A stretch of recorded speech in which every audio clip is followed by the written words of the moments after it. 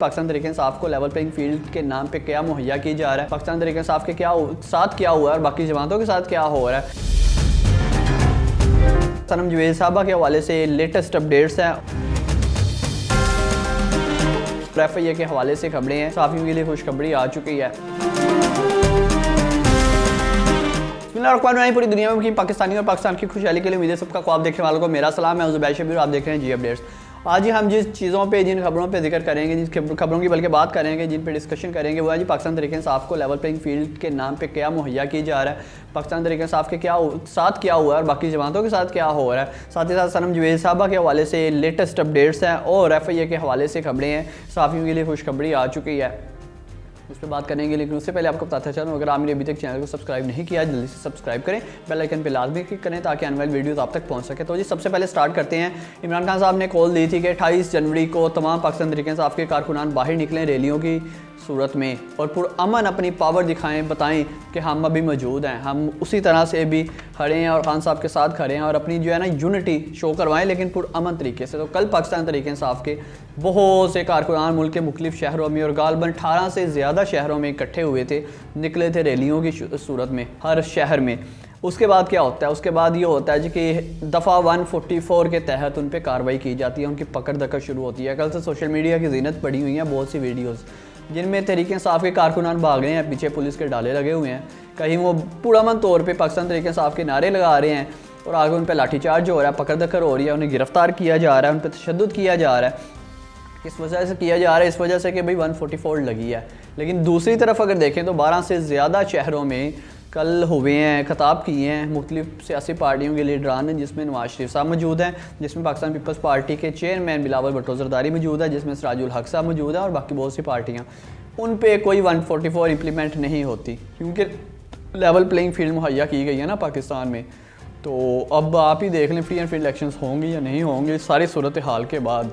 अब करना है, अगर 144 लगानी है तो दोनों जमातों के लिए लगाएं, दोनों जमातों के लिए बल्कि सब जमातों के लिए लगाएं। अगर 144 नहीं लगानी तो इस तरह से ना करें। उनका बल्ले का निशान आपने छीन लिया, अब उन्हें कैंपेन तो कर लेने दें, 10 दिन बाकी रहेंगे इलेक्शन में, इस तरह से कैसे वो इलेक्शन में पार्टिसिपेट करेंगे। अलबत्ता दूसरी खबर आ जाती है सनम जवेद साहबा के हवाले से, जिन्होंने NA 119, 120 और PP 150 से जिन्हें इजाज़त मिल गई थी इलेक्शन लड़ने की, कागजात नामजदगी उनके मंजूर हो गए थे। सुप्रीम कोर्ट ने दे दिया था फैसला कि ठीक है भाई आप लड़ सकती हैं इलेक्शन।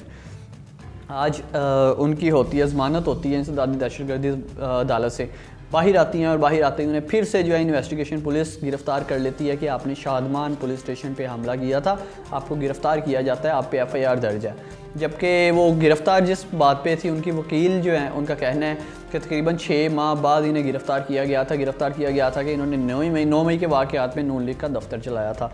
ये तो पाकिस्तान में हालात हैं और अगर ये लोग गिरफ़्तारी से बचने के लिए भाग जाएँ, रूपोश हो जाएँ, तो फिर कहा जाता है कि ये इश्तेहारी हैं, इनकी ID कार्ड ब्लॉक कर दिया जाए, इन पर बंदी लगा दी जाए।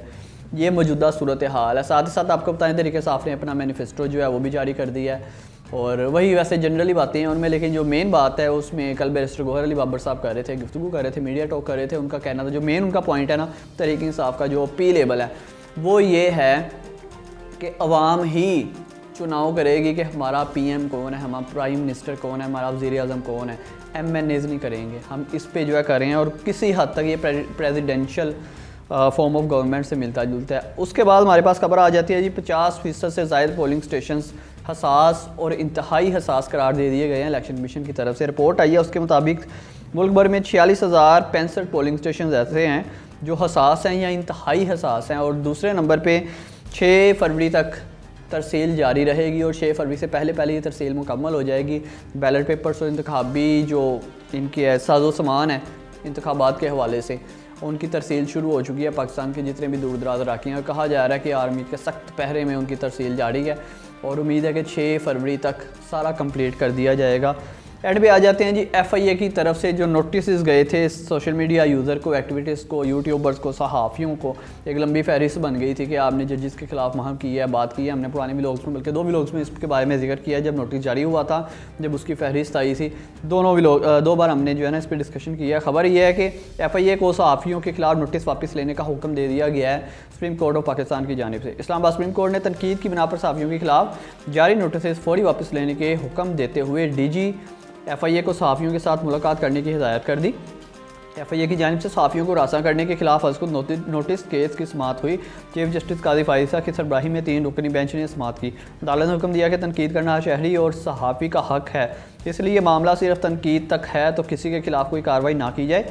सुप्रीम कोर्ट ने अदालत में तलब किए गए सहाफ़ियों के खिलाफ किसी भी किस्म की कार्रवाई से रोक दिया। सुप्रीम कोर्ट ने हुक्म दिया कि वफाकी हुकूमत सहाफ़ियों पर तशद्दुद के खिलाफ रिपोर्ट 2 हफ्तों में फ्राहम करे और बताया जाए कि मुकदमात में अब तक क्या पेशरफ्त हुई। अदालती हुक्मनामे के मुताबिक आगाह किया गया कि मुलज़मान का ताल्लुक वफाकी हुकूमत के मातहत हसास अदारे से है और बताया गया कि नोटिस अदालत को तनकीद का निशाना बनाने पर जारी किए गए।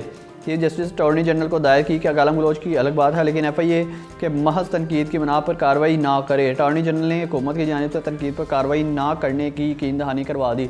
जहाँ सहाफ़ियों के नज़दीक काजी फायज़ा साहब का मोराल डाउन हुआ था थोड़ा सा ये नोटिस जारी होने के बाद, वहाँ जो है उनकी फिर बल्ले बल्ले हो गई है। किस वजह से बल्ले बल्ले हो गई है कि उन्होंने कहा कि अगर कोई खाली तनकीद करता है ना, तनकीद की बुनियाद पे किसी को ना उठाया जाए। और हमारा भी, बल्कि मेरा भी पहले दिन से ये स्टांस है कि अगर कोई सहाफ़ी आप पे तनकीद करता है तो तनकीद बड़ाई तनकीद होती है या तनकीद बड़ाई इसलाह होती है।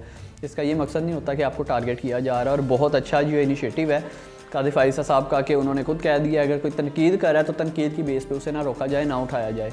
हाँ, अगर कोई गालम गलोच कर रहा है, अगर कोई सुप्रीम कोर्ट के बारे में गलत खबरें दे रहा है, अगर कोई गलत खबर को अपडेट कर रहा है जिसकी वजह से जजेस का, जिसकी वजह से अदारों का मोराल डाउन हो रहा है, फिर उसे पकड़ना चाहिए, फिर उसे पूछताछ भी होनी चाहिए, फिर उससे इन्वेस्टिगेशन भी होनी चाहिए। लेकिन खाली तनकीद करने पर और क्या उसे कहते हैं उनके खिलाफ खबर देने पर रियलिटी बेस्ड किसी को ना पकड़ा जाए, किसी को ना गिरफ्तार किया जाए। पाकिस्तान में जो हालात हो रहे हैं, उम्मीद तो यही करते हैं काजी फायज़ा साहब फ्री एंड फ्री इलेक्शंस के हवाले से भी शायद कोई स्टांस ले लें 10 दिनों के अंदर अंदर, क्योंकि 10 दिन रह गए इंतखाबात में और उसी तरह से चल रहा है कि एक जमात को रोका जा रहा है, बाकी सारी जमातों को उसी तरह से इजाज़त है। अब देखते हैं क्या होता है इलेक्शन में। अपनी मेज़बान ज़ुबैर शबीर को इसी उम्मीद के साथ इजाज़त दीजिए कि पाकिस्तान एक ना एक दिन दोबारा दोगुनी रात चगनी तरक्की करेगा और तरक्की की राह पे गामज़न होगा। अल्लाह निगहबान।